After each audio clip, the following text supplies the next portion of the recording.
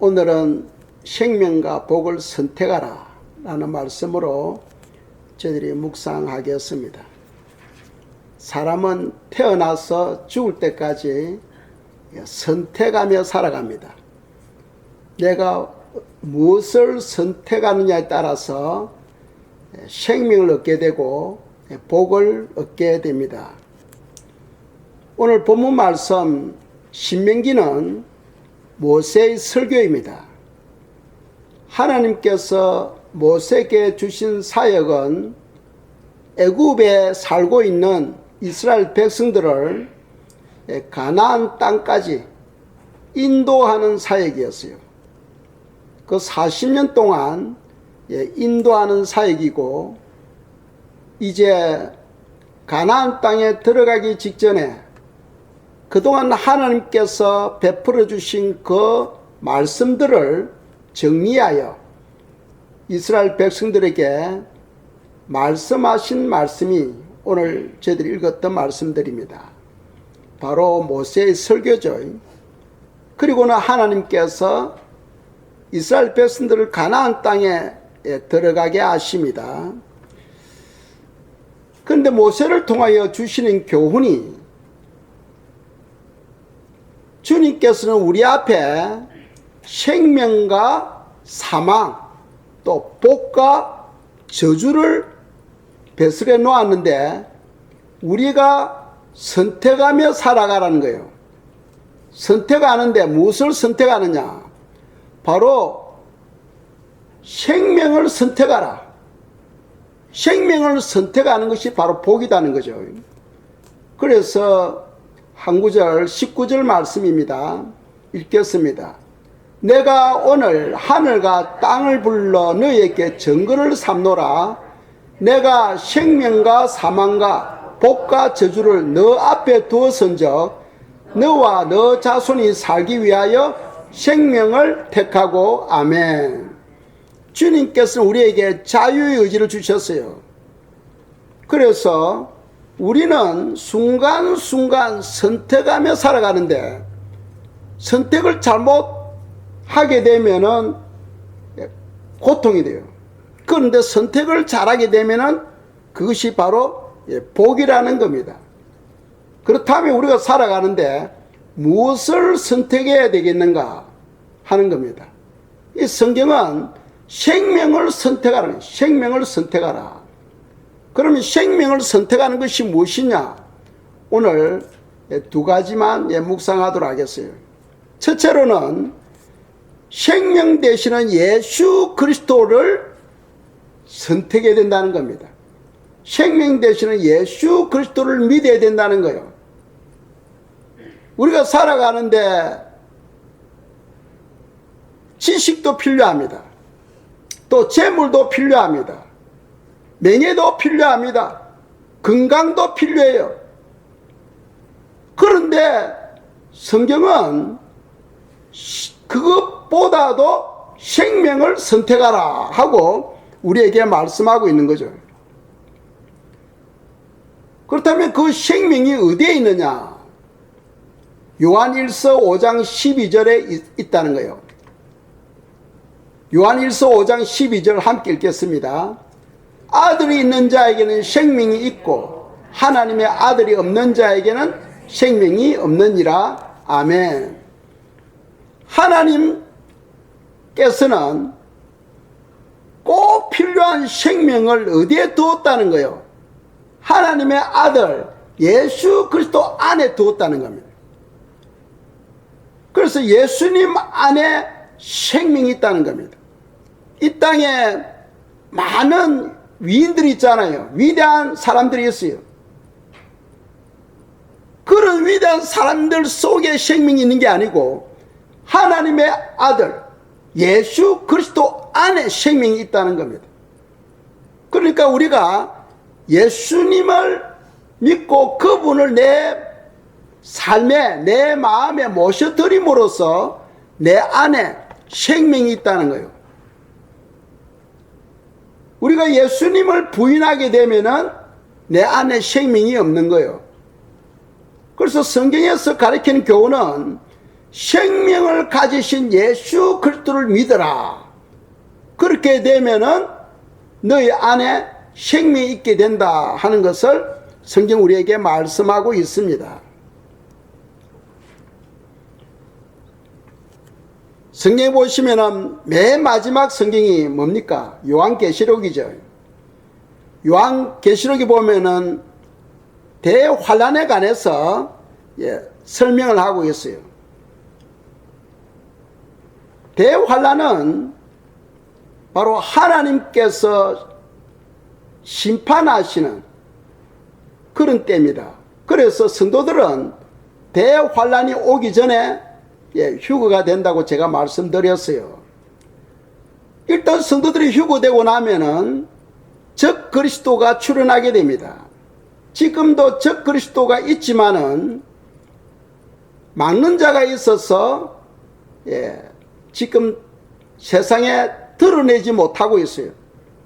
그런데 성도들이 휴거되고 나면은 적 그리스도가 본격적으로 자기 자신을 드러내게 됩니다. 적 그리스도가 가리키는 교훈이 뭐냐 하면은 바로 내가 구원자다. 내가 구원자다. 그리고 구원은 누구든지 착하게 살면 다 구원받는다 하고 가르치게 됩니다. 그 예수님은 뭐라고 했어요? 예수님은 내 안에 생명이 있으니 나를 믿어야 구원을 받는다 하는데 저 그리스도는 그게 아니죠. 저 그리스도는 내가 구원자다. 그리고 구원은 누구든지 착하게 살면 다 구원받는다 하고 가르치는 거예요. 그래서 우리가 무엇을 가르치느냐 그것을 우리가 보고 분별할 줄 알아야 돼요. 성도는 분별하여 바른 신앙을 가져야 되겠습니다. 그런데 우리가 알아야 될 것은 왜 꼭 예수님을 믿어야 구원을 받느냐는 겁니다. 신앙생활 하다 보면 사람들을 묻잖아요. 기독교인들은 독선적이다. 자기밖에 모른다는 거예요. 왜? 기독교를 사랑하면 다른 종교도 사랑할 줄 알아야 된다는 거예요. 불교도 사랑해야 되고 유교나 무슬림도 사랑할 줄 알아야 된다는 겁니다. 왜 꼭 예수님만 믿어야 구원을 받느냐 하고 사람들은 이야기를 하죠. 그 이유가 뭐냐 하면은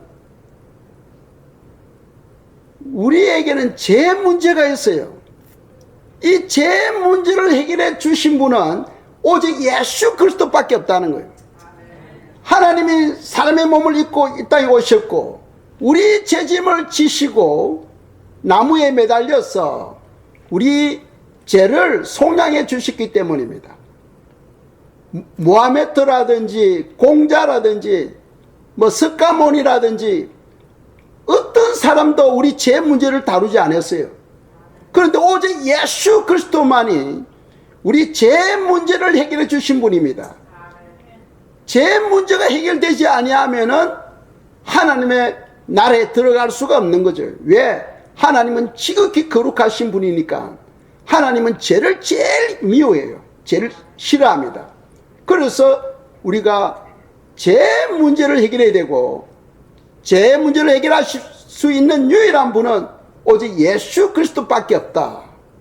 그래서 예수님을 믿는 것이 바로 생명을 얻게 되는 길이다 하는 것을 성경 우리에게 말씀하고 있어요. 대환란 때 그때는 성령님이 안 계셔 성도들과 함께 휴거돼 버립니다. 그때는 휴거되지 못한 영혼들이 어떻게 올바른 신앙생활을 할 수 있느냐? 그때는 천사가 복음을 전가하게 돼요. 천사가. 그래서 요한계시록 14장 12절입니다. 읽겠습니다.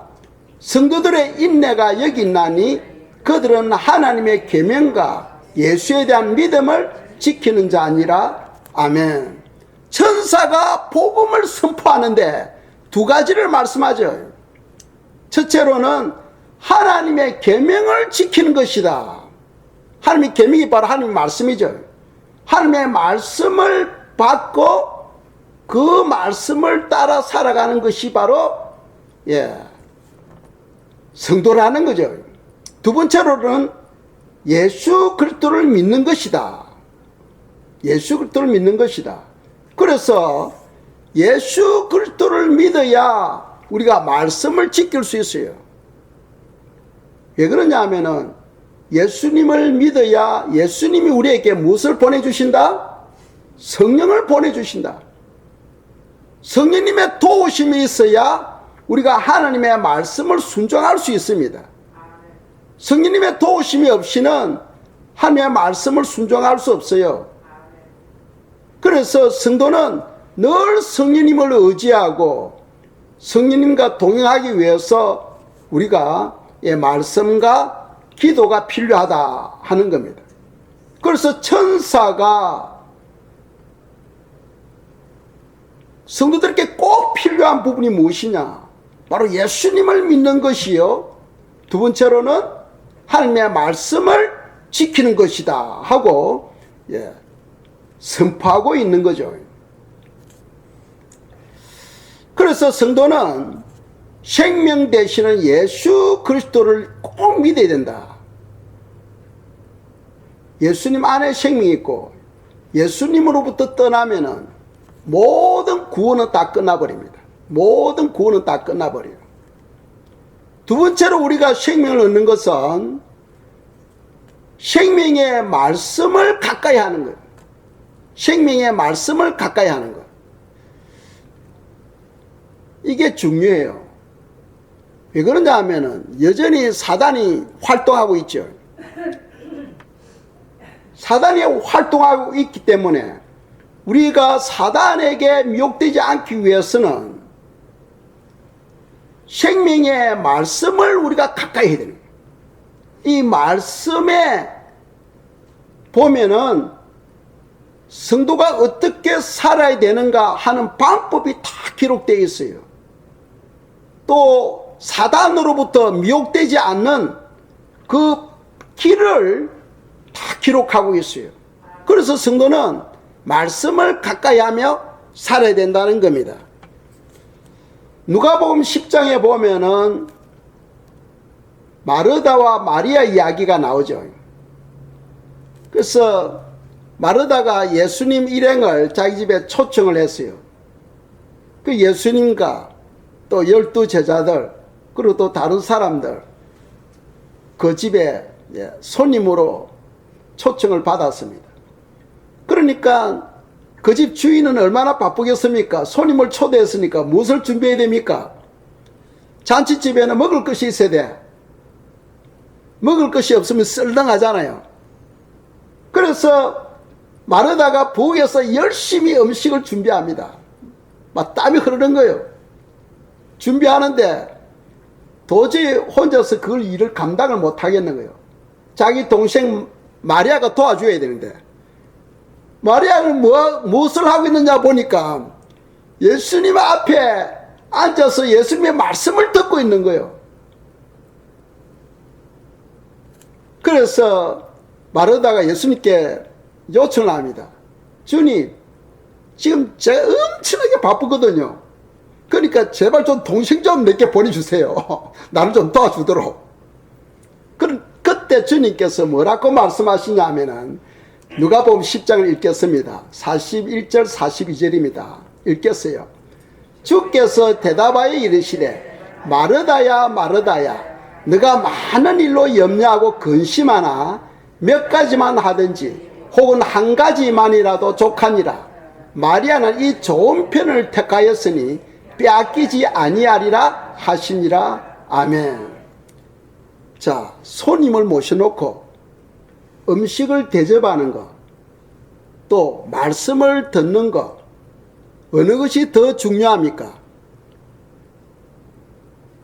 선택을 우리가 무엇을 하느냐에 따라서 우리가 복을 받느냐 받지 못하느냐에 달렸다는 거예요. 이것은 우선순위의 문제입니다. 두 개 다 필요해요. 그런데 오늘 본문에서는 주님께서 42절에서 뭐라고 말씀합니까? 마리아는 이 좋은 편을 택하였으니 빼앗기지 아니하리라. 지금 주님의 말씀은 마리아가 말씀을 듣기 위해서 앉아있는 것, 이것이 더 중요하다는 거예요. 무엇보다도 음식을 준비한 것보다도 말씀을 듣는 것이 더 중요하다 하고 주님께서 말씀하고 있습니다. 왜 그렇습니까? 말씀 안에 생명이 있기 때문이에요. 그런데 우리가 이렇게 또 생각할 수 있어요. 아니, 꼭 그때 뭐 말씀을 들어야 돼? 식사하고 나머지 시간에 얼마든지 말씀 들을 수 있는 시간이 있잖아. 그때 들으면 되지. 또 어떤 성도들은 오늘 꼭 예배를 들어야 돼. 오늘 예배 안 되면 다음 주도 또 있는데 다음 주에 우리가 또 예배 드리면 되지 하면서 말씀 듣는 것에 대해서 게을리하는 경우가 있어요. 그런데 이것을 우리가 알아야 됩니다. 그 때를 놓치면은 다시 그 은혜는 돌아오지 아니한다는 거예요. 하나님께서 주시는 때가 있다는 거예요. 우리에게 하나님께서 필요한 은혜를 부어주실 때도 때가 있다는 거예요. 그 때를 놓치게 되면은 다시 그 때는 돌아오지 않습니다. 이번 주에 받는 은혜와 다음 주일에 받는 은혜는 달라요.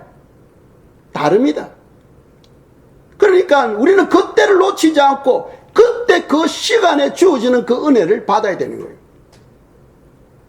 그래서 손님을 접대하는 것도 중요하지만 더 중요한 것은 지금 마리아가 예수님으로부터 생명의 말씀을 듣는 것, 이것이 더 중요함을 주님께서 지금 오늘 말씀을 통하여 우리에게 말씀하고 있다는 거죠. 그래서 성도는 하나님의 말씀을 듣는 것을 가까이 해야 된다 하는 겁니다. 또 우리가 여호수아에 보면은 모세는 이스라엘 백성들을 애굽에서 가나안 땅까지 인도하는 인도의 사역을 했어요. 그리고 모세 다음에 오는 하나님께 세우신 사역자가 누굽니까? 여호수아거든. 여호수아에게는 하나님께서 가나안 땅에 들어가서 전쟁을 통하여 땅을 차지하는 겁니다. 그 모세는 백성을 인도하면 됐지만은 여호수아는 전쟁을 치러야 돼요. 그러니까 얼마나 마음이 무겁겠습니까? 불안하고 염려한 거죠. 그래서 주님께서 여호수아에게 말씀하죠. 여호수아야, 두려워하지 마라. 염려하지 마라. 내가 너와 함께 하고 있다. 그런데 단 조건이 있다. 그게 무엇이냐? 전쟁을 치르려면은 전쟁을 치르기 위해서 준비를 해야 되겠죠. 칼 쓰는 법, 창을 다루는 법, 방패를 쓰는 방법, 이런 것을 잘 훈련받아서 전쟁에 나가야 되는데 주님은 뭐라고 말씀하냐면은 하나님의 말씀을 주야로 묵상하라. 그러면 너가 형통하고 평탄하게 된다는 겁니다. 아니, 전쟁하고 하나님 말씀하고 무슨 상관이 있어요? 그런데 이걸 알아야 됩니다. 전쟁은 누구에게 속한 것이다? 성경 누구에게 속한 것이라고 말씀하고 있어요? 하나님께. 전쟁은 하나님께 속한 것입니다. 우리가 볼 때는 러시아하고 우크라이나 전쟁이 지금 일어나고 있어요. 뭐 여러 가지 세상적인 이유가 있습니다. 그런데 그거 다 하나님이 아시는 거예요. 하나님이 아시는 겁니다. 왜? 전쟁은 하나님께 속한 것이다. 하나님이 허락하지 아니하면 일어날 수가 없는 거죠. 하나님은 그것을 통해서 심판의 도구로 쓰시는 거예요. 그런데 전쟁은 하나님께 속한 것인데 지금 여호수아에게 뭐라고 말씀하고 있냐면 여호수아 1장 8절을 보겠습니다. 읽겠어요. 이 율법책을 너 입에서 떠나지 말게 하며 주야로 그것을 묵상하여 그 안에 기록된 대로 다 지켜 행하라. 그리하면 내 길이 평탄하게 될 것이며 너가 형통하리라. 아멘. 아니, 전쟁을 치러 가면 전쟁을 치르기 위한 준비를 해야 되는데 하나님께서는 그 준비를 뭐라고 말씀합니까? 하나님의 말씀을 묵상해라는 거예요. 너가 하나님의 말씀을 마음에 새기고 그리고 전쟁을 치르면은 그냥 승리하게 된다는 겁니다. 왜? 전쟁은 하나님께 속한 것이니까 하나님께서 이기도록 역사해 주신다는 거예요. 그러니까 세상적인 방법하고는 하나님 방법하고는 완전 달라요. 세상적인 방법은 전쟁이 있으면 전쟁을 준비하잖아요. 그리고 시간 날 때 뭐 하나님 말씀 볼 수 있어. 그래서 전쟁 준비를 우선순위에 놓지만은 하나님의 방법은 전쟁 준비보다도 하나님의 말씀을 우선순위로 놓아라는, 왜 말씀 안에 생명이 있다는 거예요. 이것은 믿음이 없으면 불가능해요. 오늘날 왜 많은 사람들이 믿음이 성장하지 못하고 있습니까? 세상적인 방법을 따라가니까 성장을 못하는 거예요. 하나님의 방법은 생명을 선택하라. 생명을 선택하면은 너희들이 평탄하고 하는 것마다 형통해진다 하고 성경은 우리에게 말씀하고 있다는 거예요. 그래서 우리가 주님을 따라가는 것은 믿음이 없으면 불가능해. 믿음이 없으면은 내 지식, 세상의 방법대로 내가 살려고 해요. 그러나 하나님의 말씀을 진짜 생명의 말씀으로 받고 그 말씀에 순종할 때는 안 되는 것 같아도 되게 되어 있어요. 불가능한 것도 가능하게 됩니다. 그것이 바로 하나님의 능력이에요.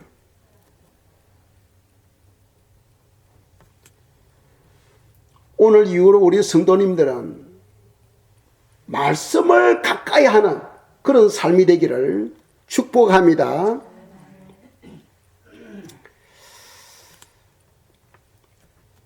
우리가 살아가는 데는 끊임없이 사단이 역사해요. 사단은 어떤 자를 공격하냐 하면은 기도를 쉬는 자, 말씀을 가까이 하지 아니하는 자를 공격해요. 그래서 주님께서도 시험에 들지 않도록 깨어 기도하라 하고 말씀하죠. 금년도 우리에게 주신 약속의 말씀이 깨어서 기도하라, 이 시험에 들지 않도록 깨어서 기도하라 하고 주보에 기록되어 있죠. 이 사단은 항상 기회를 엿보고 있습니다. 그런데 사단이 우선적으로 공격하는 부분이 무엇이냐, 그걸 알아야 돼요.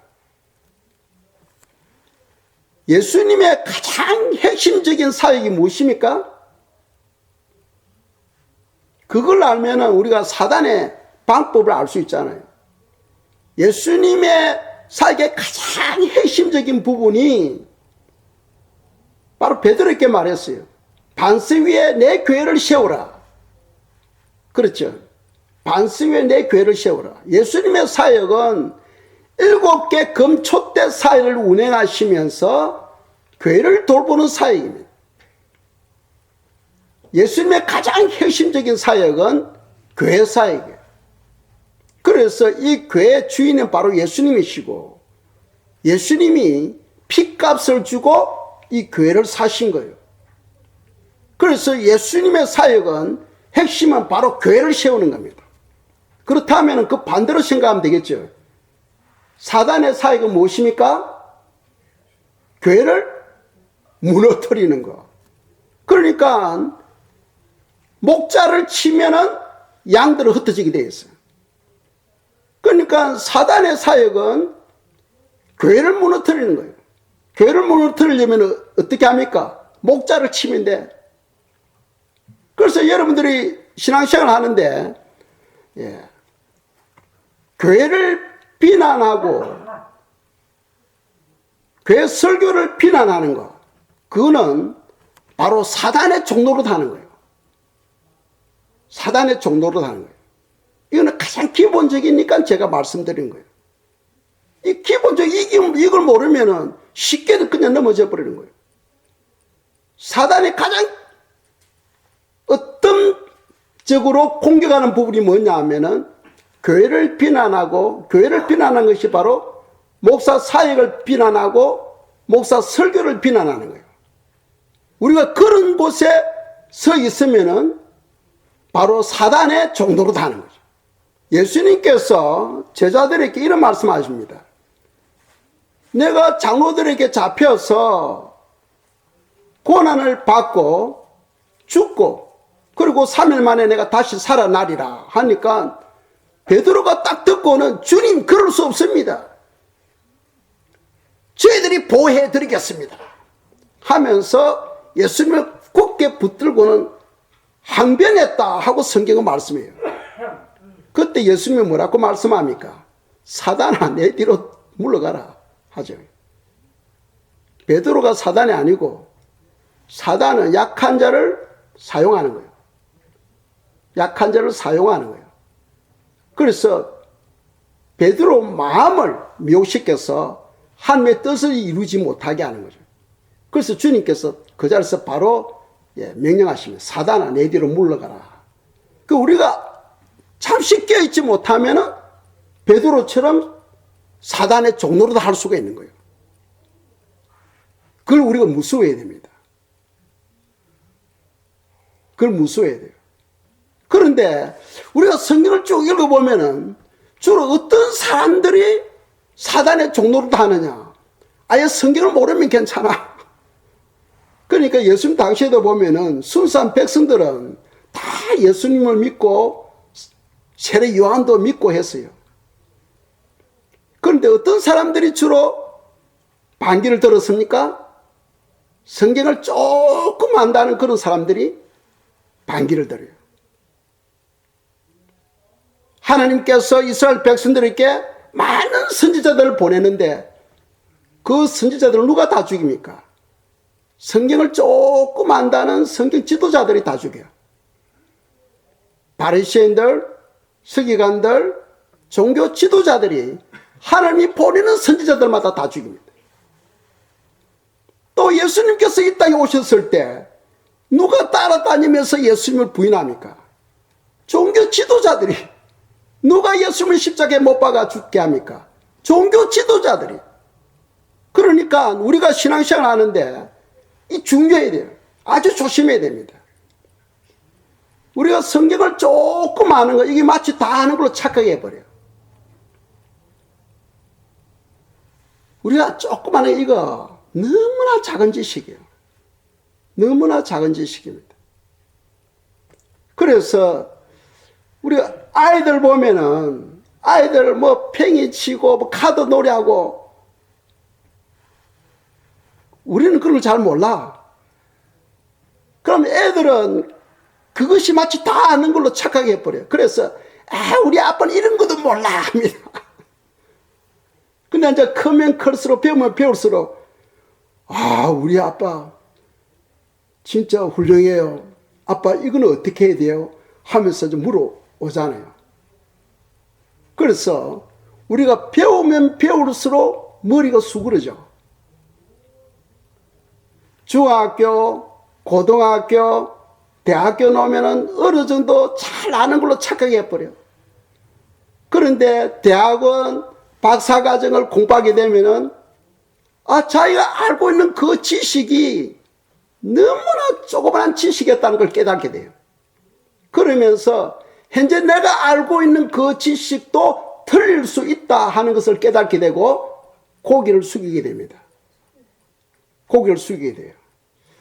그래서 참 우리 교회 보면은 이재훈 지사님 같은 경우는 많이 배웠고 그럼에도 불구하고 항상 겸손해요. 엄청나게 겸손해요. 우리가 벼가 그러죠. 벼가 알이 안 찼을 때는 쌀 벼 아시죠? 논에 보면 벼가 고기를 팍 들고 있어. 그런데 알이 차면은 고기를 숙여요.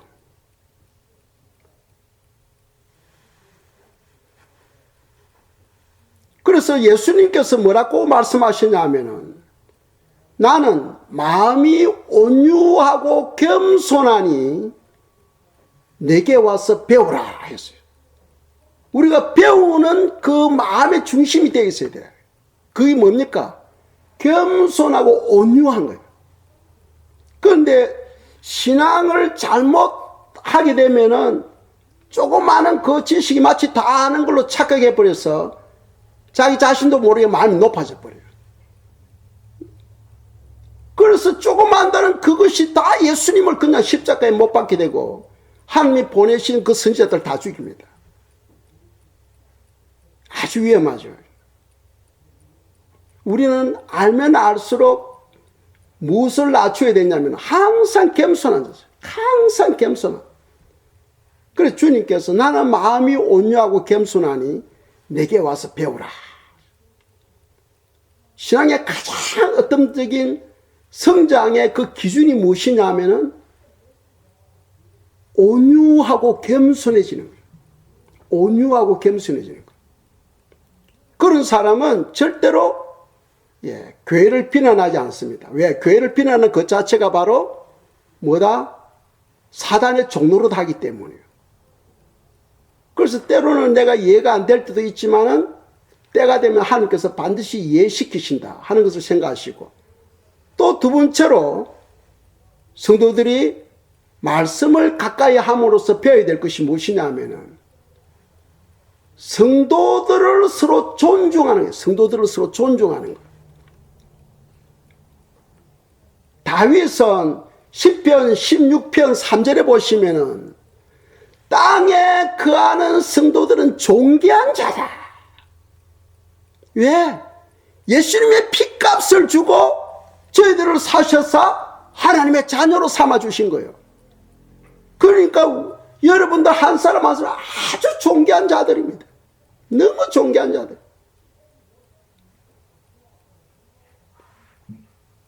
우리 교회에서 또 이름을 빼라면 또 서습할 사람이 있어. 우리 아미지 권사님은 제가 여기서 사역을 한 20년 해왔는데 오늘날까지 불평이 없는 사람이야. 나는 저분 칭찬 안 해. 오늘 이재원 지사님이 칭찬한 것은 여기 안 계시니까 내가 칭찬했고, 우리 아미지 권사님은 제가 20년 동안 살아오는데 흠을 잡지도 못했어. 아직도. 아무리 교회가 어려워도 말이 없는 분이야. 흔들리질 않아요. 굳건하게 자기 자리를 지키고 교회를 위해서 애쓰고 힘쓰는 사람. 이런 분들이 우리 교회에 있다는 거 저는 엄청나게 축복으로 생각해요. 저는 제 자신이 엄청나게 축복으로 저는 생각합니다. 성도는요, 하나님께서 피값을 주고 사신 거예요. 그래서 하나님 편에서 보면 엄청나게 존귀한 자. 그리고 성도들은요, 믿음이 좋은 사람이 있고 믿음이 낮은 사람이 있어. 그런데 우리는 믿음이 낮다고 무시하면 안 되고 믿음이 높다고 또 우르르 봐서도 안 돼. 목사나 여러분들이나 다 주님 안에서 평등해. 동일해. 동일. 그러니까 주님이 나나 여러분들이나 다 피값을 주고 사셨기 때문에 다 왕자요 공주들입니다. 그러니까 다윗은 땅에 거하는 성도들은 존귀한 자다 하고 선포했거든요. 우리가 같은 형제로서 서로 형제를 위하여 약한 부분은 여러분들이 바람막이가 되어 주셔야 돼요. 바람막이가 뭔가 아시죠? 겨울에 막 찬바람이 불면은 그 찬바람을 맞으면 얼마나 추워요. 그때는 옆에서 바람막이가 되어 줘야 돼. 바람막이. 여러분 목사는 하나님 아니에요. 목사도 여러분들 똑같아. 저도 화장실 갑니다. 저도 하루에 한 번씩 모욕을 해야 돼요. 저나 여러분들은 똑같다니까. 그 말은 무슨 말이냐 하면은 여러분들도 부족한 부분이 있지만 목사도 부족한 부분이 많아. 그 부족한 부분을 여러분들이 채워줘야 돼. 그것이 바로 사랑입니다. 제가 온전히 완벽하면은 여러분들 도움이 왜 필요합니까? 도움 필요 없지. 그런데 나는 완전하지 못하기 때문에 여러분들의 도움이 필요해요. 여러분들의 기도가 필요하고 여러분들의 사랑이 필요해요. 그럼으로써 서로 사랑을 실천하면서 하나님의 일을 이루어나가거든. 그래서 우리가 말씀을 가까이 하는데 가장 중요한 것이 무엇이냐 하면은 교회를 절대로 비난하거나 성도를 비난하면은 하나님이 그걸 제일 싫어요. 왜? 약한 성도조차도 주님은 피값을 주고 사셨기 때문에. 여러분들 돈 주고, 비싼 돈 주고 산 물건은 아주 귀하잖아. 잘못 다루어가지고 깨져버리면 막 눈물이 나. 왜? 얼마나 비싼 건데. 얼마나 비싼 건데. 잘못 다루어가지고 떨어져서 깨져버리면. 그것처럼 우리 성도님들은 가장 값진 예수님의 피값을 주고 우리를 사셔서 하나님의 자녀로 삼아주시기 때문에. 그래서 약한 성도를 위해서 기도하고, 약한 성도를 위해서 바람막이가 되어주고, 약한 성도를 위해서 돌봐주고 세워주고, 그런 걸 보실 때 주님은 엄청나게 기뻐하시는 거예요. 엄청나게 기뻐하시는 거예요. 그래서 하나님은 우리 삶 가운데 약한 자도 세우시고, 또 세워놓은 이유가 뭐냐면 사랑을 실천하도록 하기 위한 하나님의 배려다, 하나님의 방법이다 생각하시면서, 우리가 영적으로 성장하는 가장 기본적인 우리 마음의 중심은 겸손하고 온유해져요. 끊임없이. 어거스틴이 그랬죠. 어거스틴이 돌아가시기 전에 제자들이 묻으면, 선생님, 이제 마지막으로 우리에게 가장 중요한 걸 가르쳐 주소서. 우리가 무엇을 할까요? 하니까 겸손해라. 그럼 두 번째는 뭡니까? 겸손. 그럼 세 번째는 그것도 겸손. 내가 낮아질 때 하나님이 끄집어 올려.